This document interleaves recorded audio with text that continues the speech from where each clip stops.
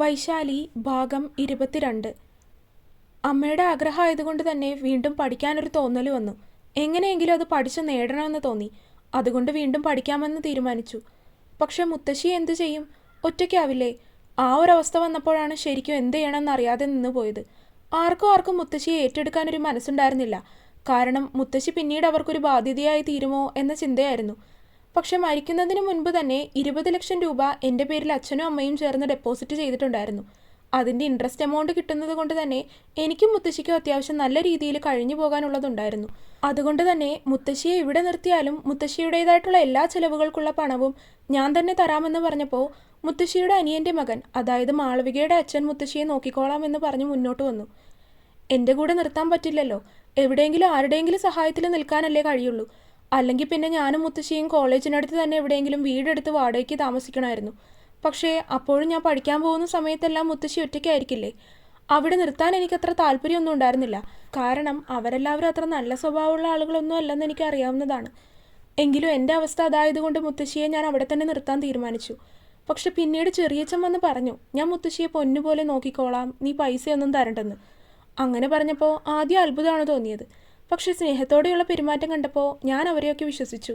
ഞാൻ ഹോസ്റ്റലിലേക്ക് പോയി കഴിഞ്ഞിട്ടായാലും മുത്തശ്ശിയെ വിളിക്കുമ്പോഴൊക്കെ നല്ല സന്തോഷത്തോടെ തന്നെയാണ് മുത്തശ്ശി സംസാരിച്ചിരുന്നത്. അങ്ങനെ നല്ല രീതിയിൽ കടന്നുപോയി.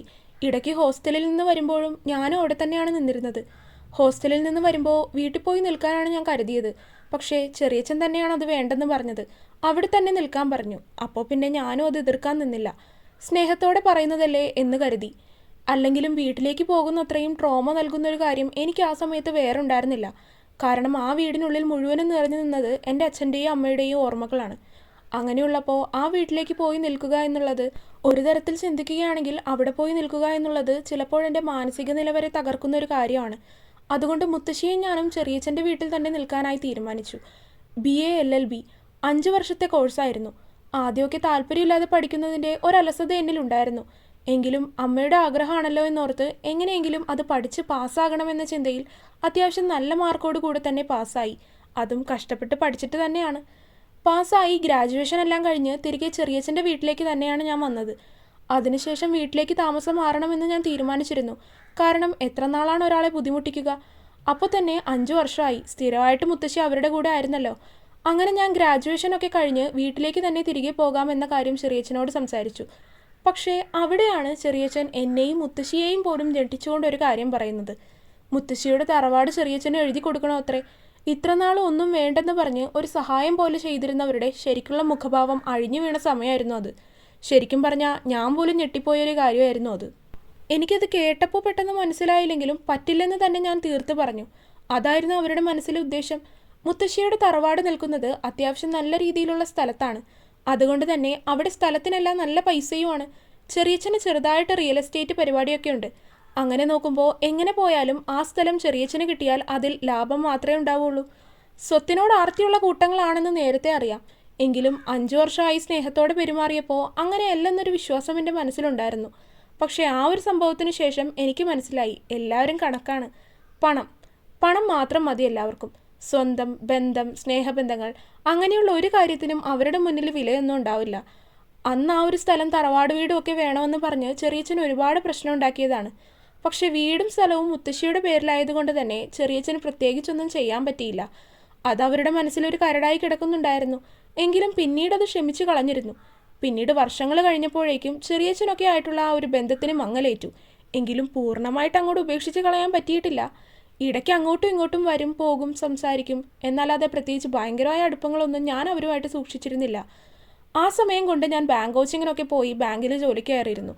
അതിനുശേഷമാണ് മാളവിക വരുന്നത്. എൻ്റെ ഗ്രാജുവേഷൻ കഴിഞ്ഞ സമയത്താണ് അവൾ മെഡിസിന് പഠിക്കാൻ വേണ്ടി ചേർന്നത്. ഞാൻ അവിടെ നിൽക്കുന്ന സമയത്തൊക്കെ അവൾക്ക് എന്നോടൊരു ചേട്ടൻ്റേതെന്നതുപോലെയുള്ള സ്നേഹമായിട്ടാണ് എനിക്ക് തോന്നിയത്. ശരിക്കും പാവമായിരുന്നു. മാളവികയും അതെ, അവളുടെ ഏട്ടൻ മാധവും അതെ. രണ്ടുപേർക്കും എന്നോട് നല്ല സ്നേഹം തന്നെയായിരുന്നു.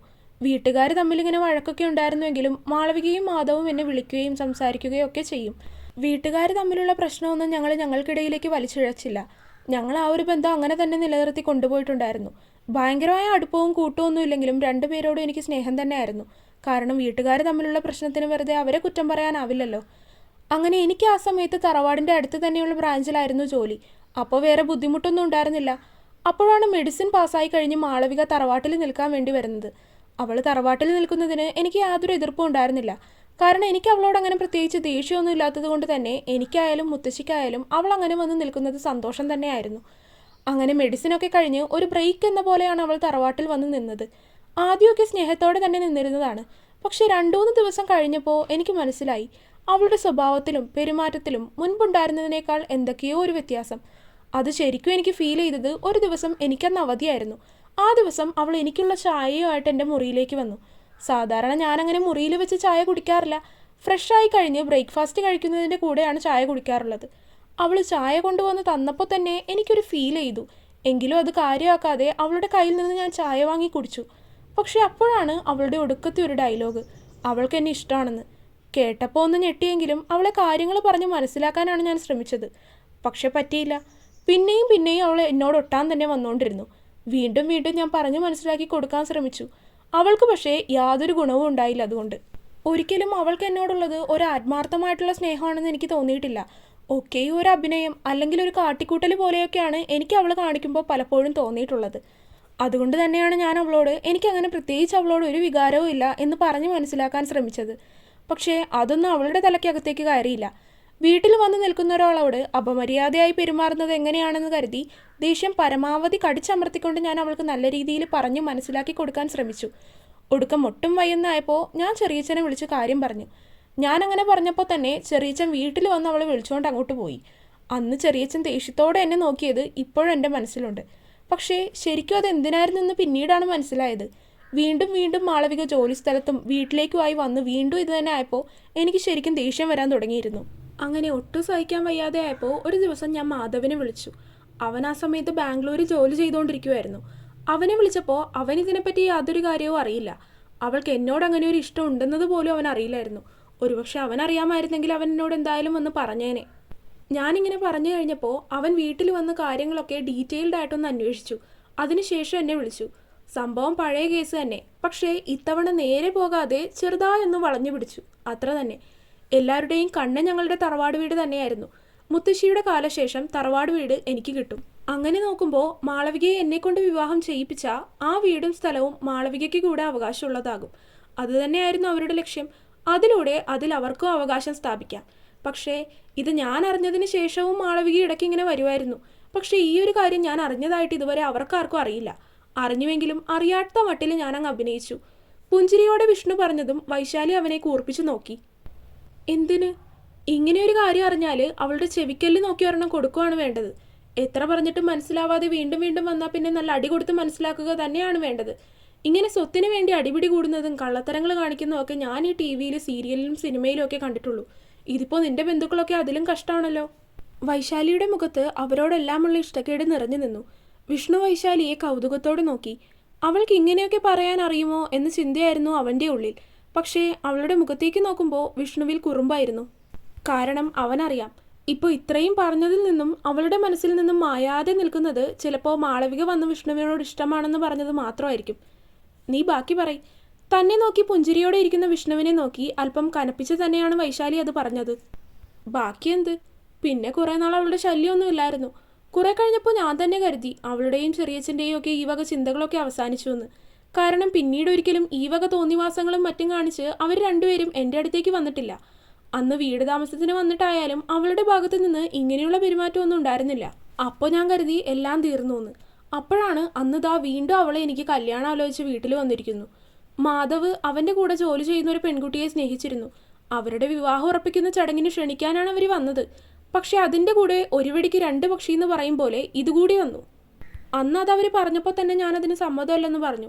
കൂടെ ഞാൻ മറ്റൊരു പെൺകുട്ടിയെ സ്നേഹിക്കുന്നുണ്ട് എന്നും പറഞ്ഞു. അന്നേരം അവരത് പറഞ്ഞപ്പോൾ വിശ്വസിച്ചില്ല. ഞാൻ അവളെ ഒഴിവാക്കാൻ വേണ്ടി മനഃപൂർവ്വം ഓരോ ന്യായങ്ങൾ പറയുവാണെന്ന് പറഞ്ഞു. പക്ഷേ ഇപ്പോൾ എൻ്റെ വിവാഹ നിശ്ചയം കണ്ടിട്ട് അവർക്കാർക്കും അത് അത്രയ്ക്ക് അങ്ങോട്ട് രസിച്ചിട്ടില്ല. അതാണ് നിന്നോടന്ന് അമ്മായി അങ്ങനെ ചോദിച്ചത്. ഇപ്പോഴും മാളവിക എൻ്റെ വീട്ടിലേക്ക് വന്നത് എനിക്കത്ര ഇഷ്ടമൊന്നും ആയിട്ടില്ല. പക്ഷെ നമ്മുടെ വീട്ടിലേക്ക് ഒരാൾ നിൽക്കാൻ വരുമ്പോൾ അയാളെ മോശം പറയുന്നത് എങ്ങനെയാണെന്ന് കരുതി ക്ഷമിച്ച് നിന്നതാണ്. പക്ഷേ അത് പാരയായത് എനിക്ക് തന്നെയാണ്. വിഷ്ണു അത് പറഞ്ഞൊന്ന് നിർത്തി. തുടരും. അപ്പോൾ വീഡിയോ കണ്ടവരെല്ലാവരും വീഡിയോ ലൈക്ക് ചെയ്യുക. നിങ്ങളുടെ അഭിപ്രായങ്ങൾ എന്തായാലും അത് കമൻറ്റായിട്ട് അറിയിക്കുക. ചാനൽ സബ്സ്ക്രൈബ് ചെയ്യാത്തവരുണ്ടെങ്കിൽ സബ്സ്ക്രൈബ് ചെയ്യുക. അടുത്ത പാർട്ടായിട്ട് നാളെ വരാം കേട്ടോ. ബൈ.